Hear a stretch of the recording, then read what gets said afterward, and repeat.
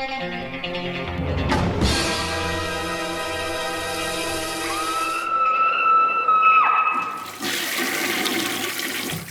guys, what's up? My hair is looking ridiculous right now. It is week 46.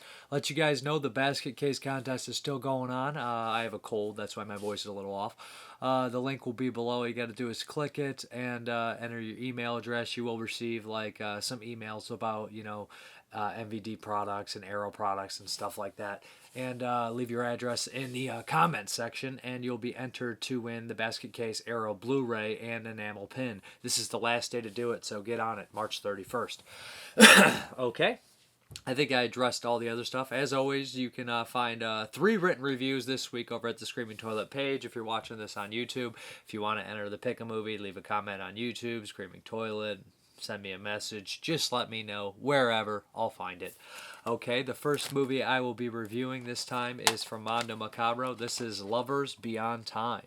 This one was actually made in 1990. I had not really heard much about it, but Mondo Macabro has the MO to deliver and release, lots of strange and bizarre and unique cinema from all around the world. That's what they do. Lots of stuff that no one else would touch. That's why I love them. And Lovers Beyond Time, I don't think anybody else would touch this one. This is a really weird movie. It is a time jump movie, but it has a little spin on it. It's a little bit different. It's also softcore kind of erotica movie. Not like softcore porn necessarily, but it's an erotica element to it. What we have here is this obsessive, but he's a very dedicated boyfriend. His girlfriend breaks up with him, and he doesn't want to lose her. 3 years pass. She's married now, working on her career, trying to find this mysterious music artist who nobody knows about. All the record deals want her, and it's her job to try to find him. Her ex-boyfriend knew him. She was kind of a connection. He was a connection with him. He's also disappeared. Nothing's going on. So she has no way to find this musician. Her boss is yelling at her and coming down on her, and out of nowhere, to make matters worse, she starts to have these strange orgasms, and out of seemingly nowhere. But what is happening is someone is jumping through time and doing all these crazy things and making people disappear kind of in a slasher way. This is a very bizarre, unique movie. The first couple times the jumps through time happen, especially when someone is picked off, it's really jarring and odd and strange, and they almost come across as like Final Destination slasher death scenes, not as elaborate as a Final Destination or anything like that. The movie does have a surreal quality for sure. Some of the stuff seems very soft, like especially the flashbacks are definitely dreamlike quality. The acting's solid. The 2 leads are good looking, and they bear it all, and they do a solid job. It does it does challenge you to understand, the meaning of love and through time and sacrifice and obsession. It's definitely an obsessive love story. It's not perfect to me. It is a little drawn out at times, but surreal quality helps it move along. The acting helps it move along. The erotica stuff is interesting, and it doesn't really explain the science in time travel. It doesn't try to. It would even be sillier if it did. The ending has a really beautiful scene. It's really dark, and it has these bright lights coming through. And I like the idea at the end that 2 of the same people from different times are going to have a threesome with the same person. So this person is like the person that is the different person in the menage a trois of the 3 is past and present lover for the other 2. It's just very bizarre and kind of mind-bending. A unique movie, not perfect, but I think it's interesting. On the disc is where it shines, actually. There's a documentary about Greek genre cinema, film noir, science fiction, fantasy, thriller, 4 genres of Greek cinema, and any cinephile will immediately get out a pen and paper and start writing down titles. A lot of them look really unique. A lot of them look really great. By the director of this, did the documentary. There's interviews with a lot of the directors, a lot of filmmakers, a lot of, journalists. Really interesting documentary. It's a feature-length one, Strangers in a Strange Land. I really enjoyed it. I thought it was very unique. There's also a 30-minute television show that the director did about cannibalism. That one's kind of quirky and fun and bizarre. It's just a nice little put-together disc. It doesn't look perfect. It is a DVD and made 1990, but it looks solid enough, and I love The Strangers in a Strange Land. I would say check it out. If this sounds like it's something up your alley, it is completely unique and different, and read my review for more details and whatnot, and check out the trailer.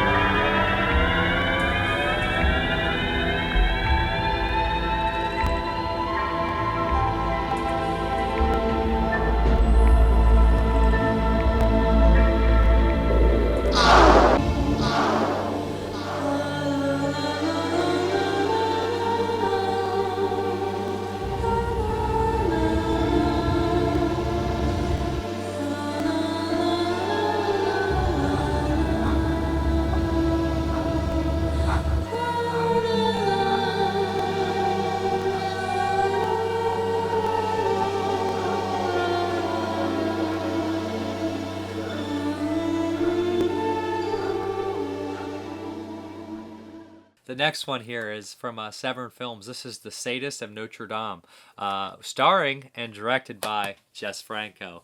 Yeah, there was a time when I would say I disliked pretty much all Jess Franco's stuff, except a couple. And the more I see, Countess Perverse, Count Dracula, a bunch of his other stuff, Bloody Moon. I'm starting to come around to the guy.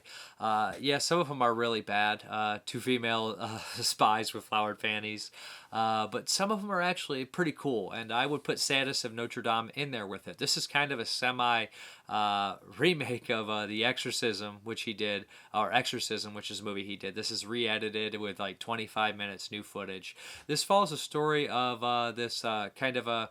He's not necessarily an exiled priest, but he was very big in the seminary school, and he's very religious, and he is kind of leaves the school, and he becomes obsessed with punishing the wicked, and he thinks by doing this he will free their souls. It's played by Jess Franco. I watched the dub version because I watch a lot of my Euro stuff dubbed. It's just a preference I've always had since I've been a little kid. And Jess Franco in this movie is saying awful, awful stuff to the people he is killing, the prostitutes and whatnot. And his stature, he's such a short little guy, it almost comes off comical at times, but it's also horrible all at the same time. It definitely kind of pokes at the religious, the religion in Europe, how it, can be overbearing and create these monsters. And there's a lot of shots of Jess Franco walking, and then the camera will pan over, and the church is kind of hovering over him, being his guiding source into evil. But there's also this other priest in here who's trying to talk him out of it. And Jess Franco's character gets involved with these swingers who like to do these fake black magical black rites sacrifice things, satanic sacrifice things, and Jess Franco of course thinks it's real, and this sends him into a bigger frenzy.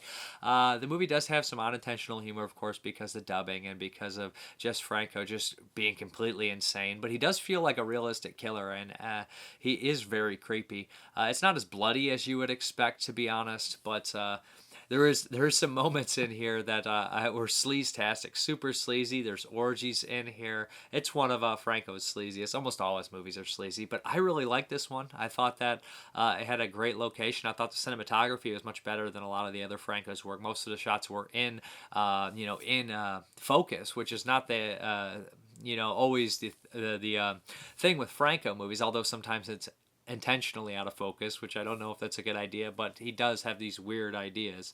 I think the camera works better. I think the location's better, and I think that the script is better. I have not seen the original Exorcism. Synapse released a DVD. I think Redemption released a Blu-ray. But yeah, this one is fairly interesting. There is a nice documentary short on here. And of course, there's an interview with Stephen Thrower, among other things, which I really enjoyed seeing. And there's also interviews about Franco, people talking about Franco. Stephen Thrower goes into detail about the different cuts of the movie. There's like 3 real cuts of this movie and a bunch of other stuff. And he has a real appreciation for it, and he makes these kind of sometimes throwaway genre movies. A lot of people consider throwaway genre movies something seemingly more important, and I think he gets his message across very well. And I think that the Sadist in Notre Dame, or Notre Dame, or whatever you want to say, Notre Dame, is worth your time, especially if you like, kind of character studies of psychopaths, which is something I really do enjoy. And a very, very odd movie. And I love seeing Franco act. It's like Fulci's Cat in the Brain, where he's the main star, he's the killer, and it's following him. Although Cat in the Brain with Fulci was made much later, but I like this one, 1980.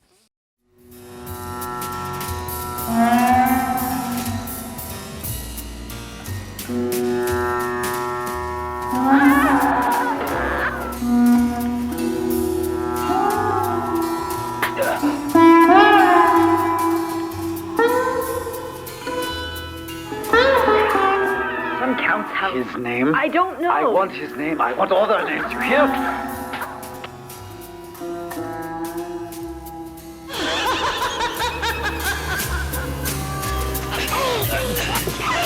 For the Holy Inquisition sentences you to death and of slave pure in your... Clochard. Sur le côté, il y a les types qui voulaient être tranquilles. Au milieu, c'était un peu tout le monde. Puis dans le fond, il y a ceux qui voulaient...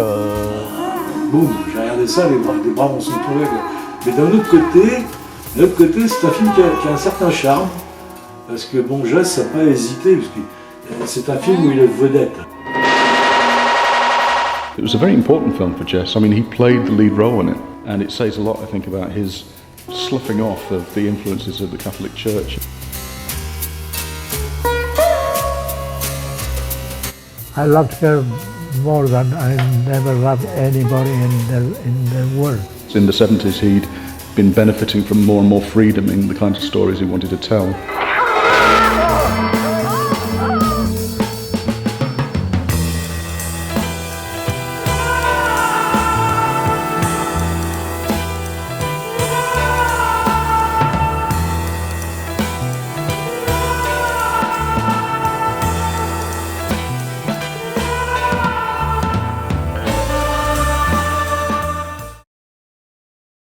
Okay, the next one is another Franco. This is Sinfonia Erotica by Severn Films. This is a wild one. Yeah, this is one of his sleaziest movies. We have this woman who is recently released from institute. They say she suffers from schizophrenia, and she has these weird sexual problems. She goes back to the care of her rich marquis husband, who has a gay lover and is a complete maniac, manipulating monster. So she gets thrown into this crazy turmoil.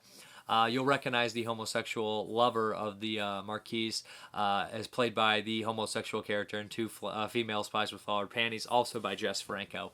So we have these strange moments of molestation in here. Within the first 10 minutes, there is a nun that's found on the trail, and the two gay lovers molest her in graphic detail. And if that's not enough, 10 minutes later, the lady recently released from the mental institution does the same thing to her. And I was thinking, oh my god, this is sleaze-tastic. It also has this weird gothic twist to it, because it has the murder plot to kill somebody and blame it on their madness and also get an inheritance. So it has that thing going with the gothic and the sleaze and all sorts of things here. There's no dub version. You have to watch it in, I believe, French.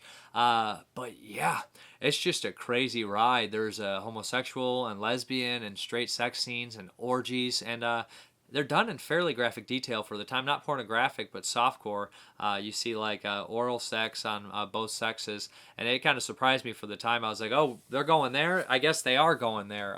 Franco really didn't hold back. And there is some insane camera work in this movie. Just it seems to come out of nowhere. There's a lot of soft lighting, but I think that was intentional with this. He wanted that dreamlike quality. It doesn't necessarily look great. Some of the scenes are drawn out in this, I would say. Even if there is tons of nudity and a woman, with narration, holding her breast, screaming, going crazy, it's still a little drawn out, even if it has all that going on. But, it makes up for it with its guts, and it also makes up for it with, like I said, some of the crazy long takes. There's like 2 long takes in here, and I was like, why is this a long take? Why is this happening? But one of them I think makes a little bit more sense than the other. They're sitting around the table all talking, and a lot of the characters are eating fruit suggestively, a banana, you know what's going on. And the camera just goes around the table while they're talking, and, it's kind of creating suspense. And there's another better one. Well, not better one, more strange one. I think the other one is actually better. This one is just out of its mind. I don't know if it's because the dubbing would match up or Franco's just got, I want to do this and I don't care what you say. But these 2 characters are talking. The Marquise is talking to the doctor, basically saying, you're going to sign the paperwork. If anything happens to my wife, you're going to say I had no wrongdoing, right? Because you owe me one. And it starts on the Marquise, and it goes, and Marquise, and it starts there, and it just starts camera work, and it up close on him, and it goes to the window, and it starts looking out the window during the whole conversation, the threats and the intensity, and then it goes to the doctor, and then it goes back. It's just so weird and so bizarre that I was like, what in the hell is going on here? But I thought it was kind of cool and unique. The twist is obvious. Well, it's gonna happen, but it's satisfactory. It's nothing like you're like, okay, that's what I kind of expected to happen or would hope would happen.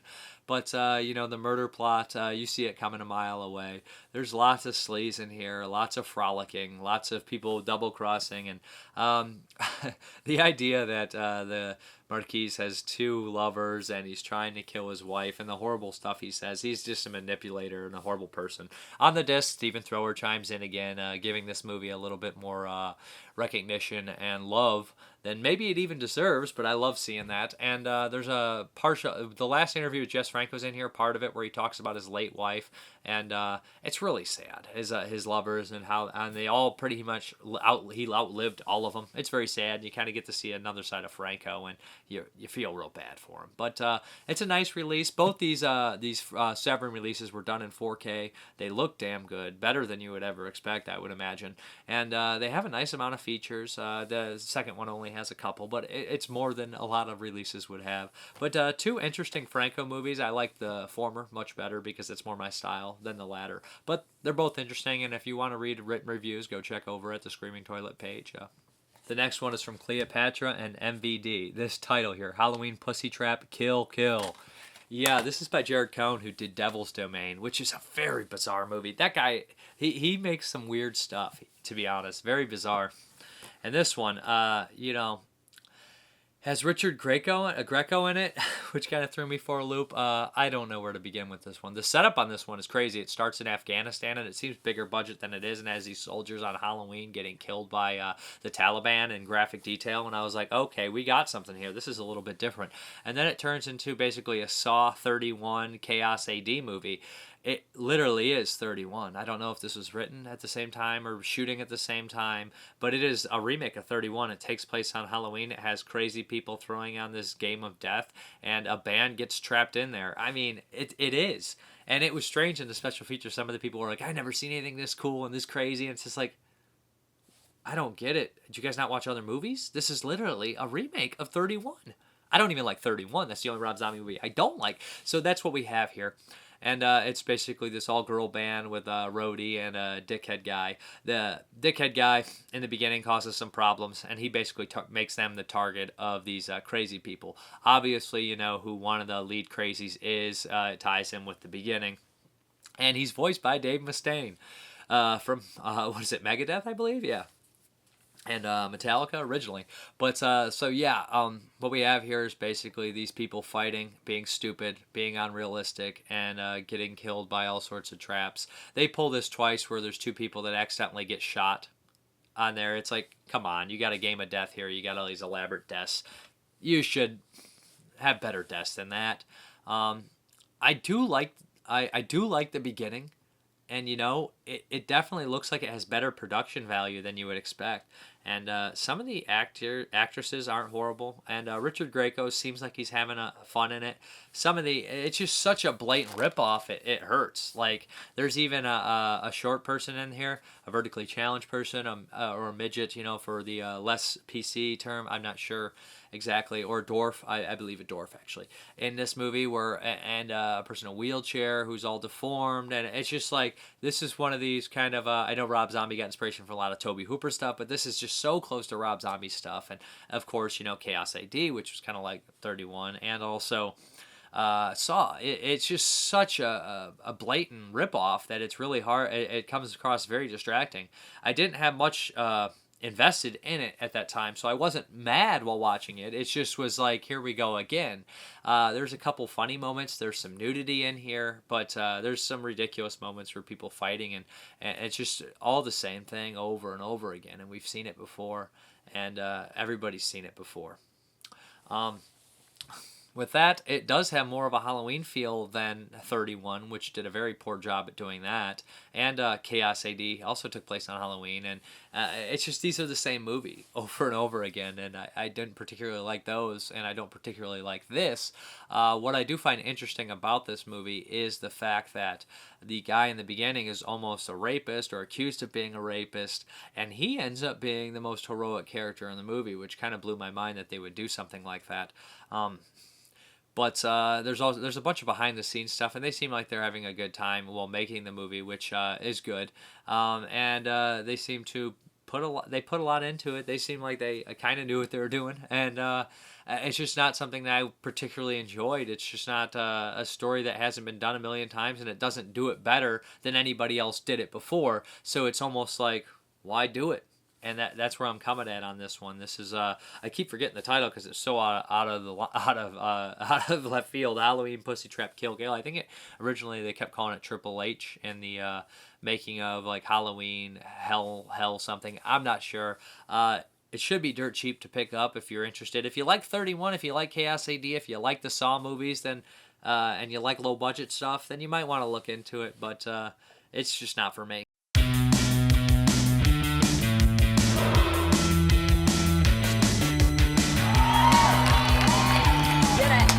All right, let's load up. We got a big show. We got to be there by 2. Stop!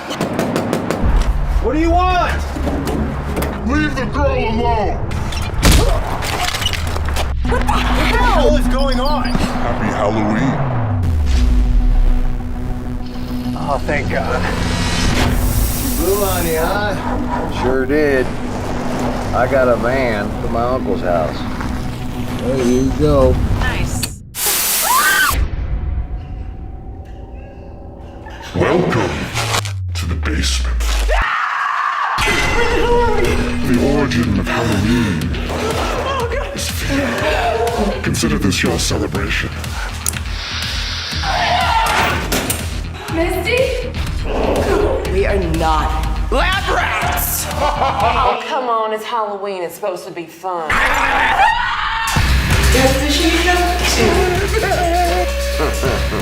What is going on?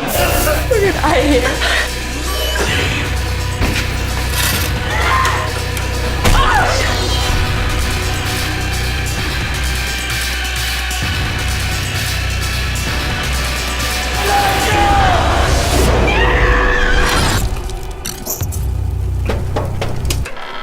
Trick or treat, bro.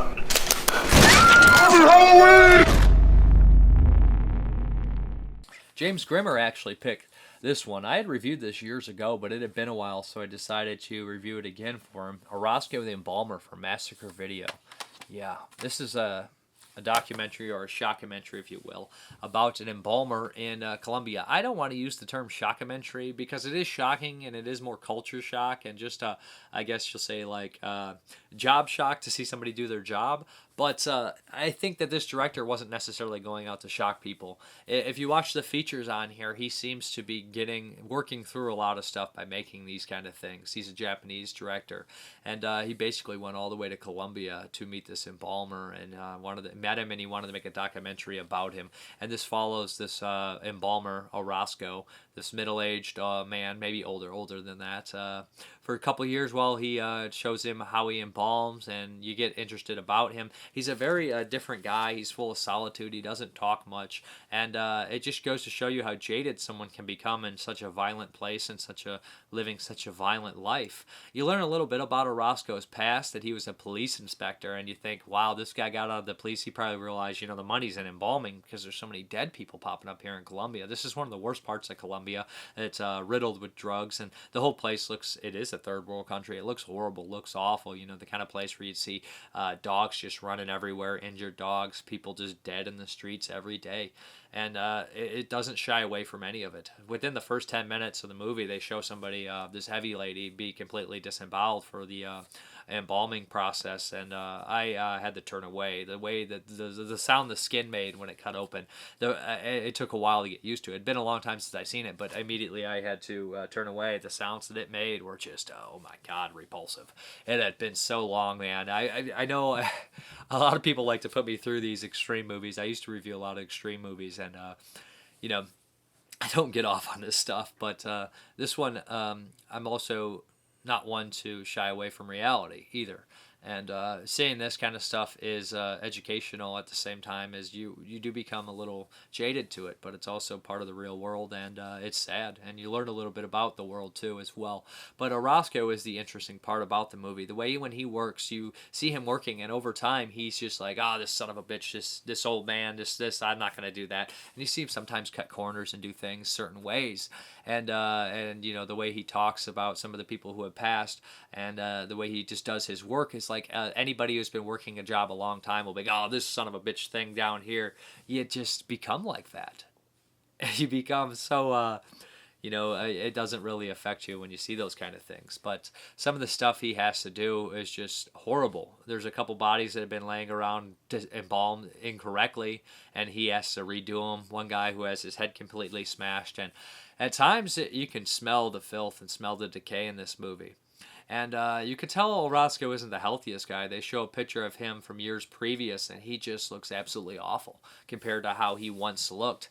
And it's just, it's kind of a sad movie in a lot of ways, and very depressing. They also follow a couple other embalmers around, and you see the chaos in the streets.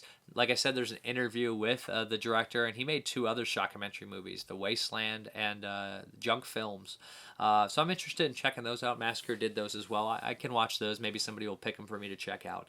But Orozco the Embalmer is a unique movie. It is an extreme movie, but it's also a documentary about something that a lot of people don't want to know about, but maybe some more people should see, especially people that are interested in being a mortician.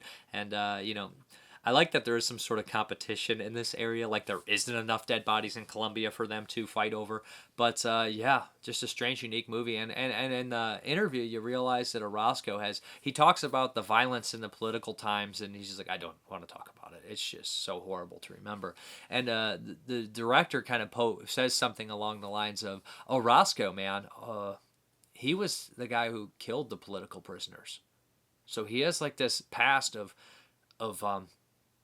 torment. It's almost like he's doing this. He does it cheaper than anybody else too, the embalming. Like he's trying to either make up for what he's done, or maybe he enjoys death. I don't know. Interesting character. Interesting place. As horrible as it is.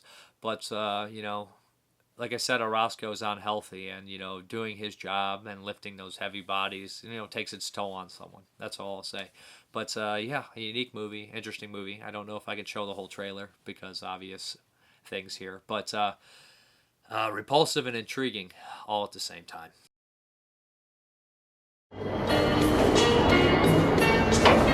Colombia, donde se cree que es el mejor castellano. que se pronuncia.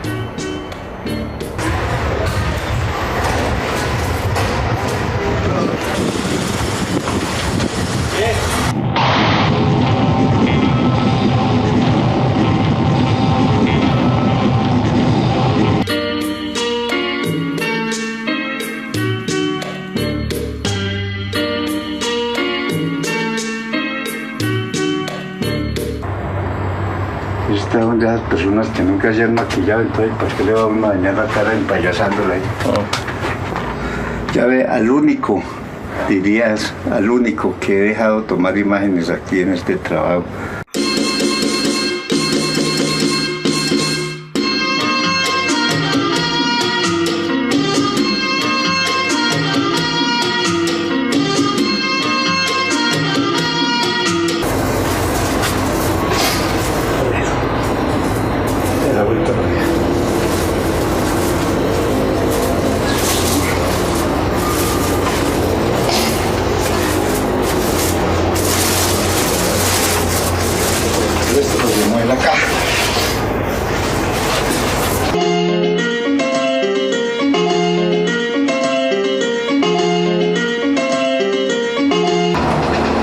Cuando la verdadera viola, cuando la famosa violencia. Yo no sé por qué está uno vivo. Oiga, no sé por qué está uno vivo. ¿En esa época era muy fuerte la violencia?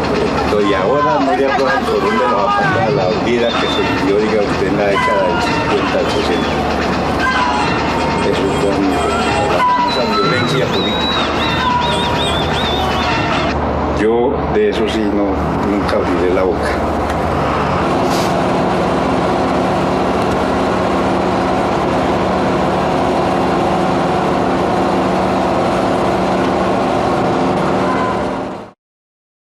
Okay, let's get into the pick a movie here. If you want to enter one, like I said, leave a comment below, and you'll be entered to one. Who won last one? John Wilhelm, and he picked 1031, the Halloween anthology. So who do we got coming in? I love doing this, so. We got Adam Weber.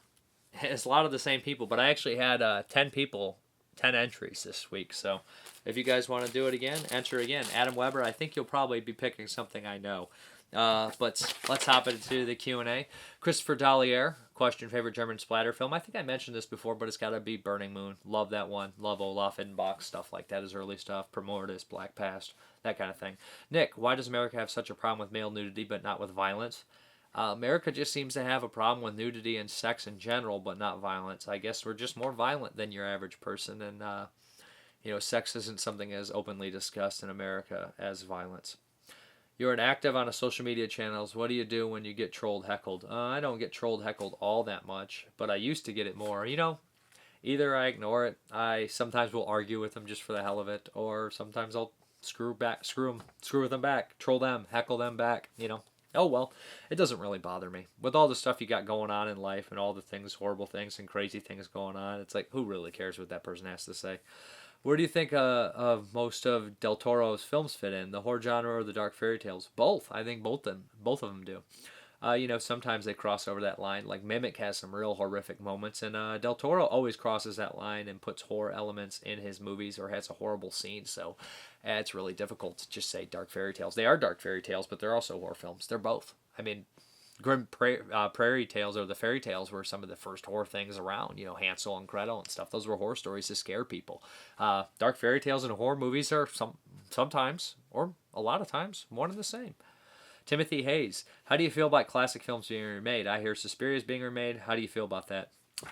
I used to get upset. In high school, I'd be like, oh, they should stop remaking this crap. It's like, I don't got to watch it. If it looks like crap, I won't see it. If it looks like really bad, I won't even talk about it. I'll just act like it doesn't exist. Don't give it attention, I'm interested in seeing what they do with Suspiria, just because it's going to be a hard as hell movie to remake.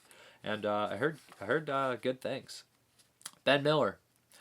Not sure if you've been asked this before, but what advice would you give to someone thinking about starting movie reviews on here, especially this late in the existence of YouTube? It's been a dream of mine to begin those for possibly the last 10 years, and things are falling into place where I'm seriously considering it again. I would just say go for it. I wouldn't even think about it. I would just get it and go for it. At first you'll be awful. Everybody is. But You'll get the hang of it. Although YouTube is not as popular as it once was when it comes to reviewers and bloggers and stuff like that. But, you know, I do think it is worth trying out. You got nothing to lose, you know, except some time.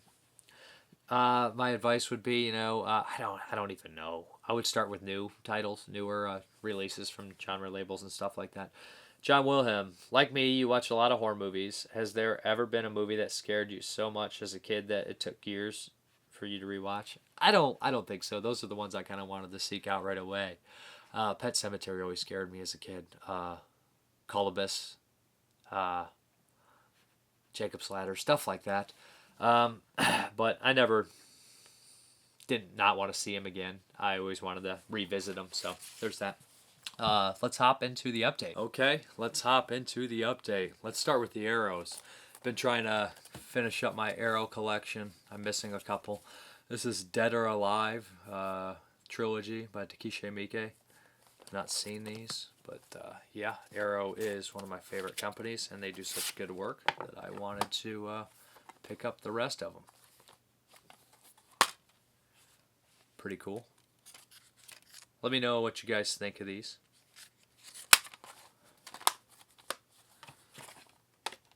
Putting this away. Has a bunch of features on here, I'm sure of it. New interview with actor. I'm not going to say that. Riki Takunuchi.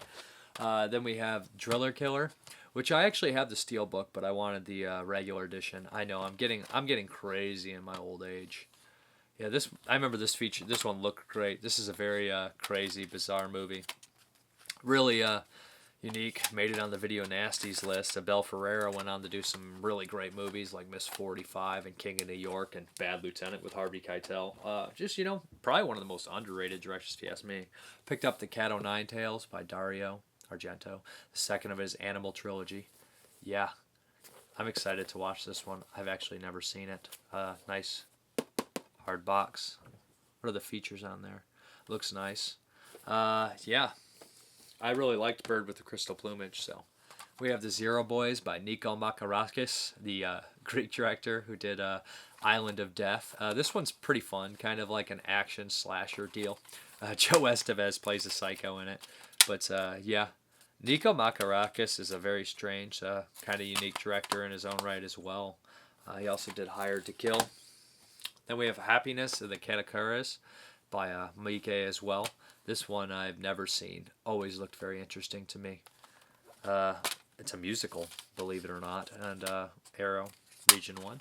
Not seen it, but yeah, crazy cover. Then we have Return of the Killer Tomatoes. I've never liked this movie my whole life. That's why it's probably one of the last ones I picked up from Arrow. I don't even like the first Killer Tomatoes, but this one I didn't like either as a kid. I never saw Killer Tomatoes Eat France or Killer Tomatoes Strike Back, but yeah. That is Killer Tomatoes, Return of the Killer Tomatoes. Then we have Love Camp 7. I got this used. It looks like it was a screener, but I'm okay with it. You know, I probably should review it. If I'm buying screeners, then I should review them because I feel bad about it. But that is Blue Underground. This is on the Video Nasty list. Looks like a DVD Blu-ray combo in there. I've never seen this movie. It's one of the Notsploitation movies. I think the first one. So yeah, I'm interested in checking that out. This one I also bought used. This is The Stepfather from Shout. Great movie. This was a screener apparently as well. But yeah, it's been so long since I've seen this movie. Everybody says that here. Who am I here? That's such a great line in that movie. Terry O'Quinn, you know, underrated actor as well. Pops up in stuff like Tombstone and Young Guns and the show Lost. Then we have Octaman. Yeah. Remember Kino announced this and then they had to cancel it, but Retro Media released it. So everything's good, I guess. The Cremators is on here too, which is bonus. So that's cool. But Octaman. Yeah. Rick Baker effects and Octaman. Then we have The Church by Michele Soave. Always love this movie. It isn't perfect. It has its problems, but it's nightmare logic. It just wins me over every time. This is a Doppelganger Scorpion release. Then we have Offerings, which is supposedly a Halloween ripoff slasher movie. Had the VHS. Never watched it. I believe this is a Scorpion, or is it Dark? Dark, what is it?